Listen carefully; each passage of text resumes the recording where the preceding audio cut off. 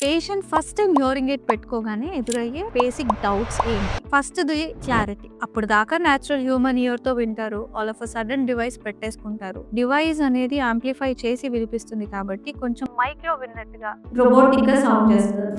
Second వచ్చేసి చెవి లోపలికి ఏదైతే ఇయర్ టిప్ ఉంటుందో అది పెట్టడం, తీయడం ఊరికే చేస్తా ఉంటారు కాబట్టి చెవి పెయిన్ వస్తుంది అని అంటారు. నెక్స్ట్ ఇరిటేషన్ అంటే దురదగా ఉండడం, ఆ వైబ్రేషన్స్ వల్ల కొంచెం ఏదో ఉన్నది అన్న ఫీలింగ్ రావడం ఉంటుందన్నమాట. ఫోర్త్ది వచ్చేసి హియరింగ్ ఎయిడ్ పెట్టేగానే ప్రతి ఒక్క సౌండ్ పిక్ చేసుకుంటారు. అది నాయిసా లేకపోతే సౌండ్సా అన్న చిన్న డైలమా అనేది ఉంటుంది వాళ్ళకి.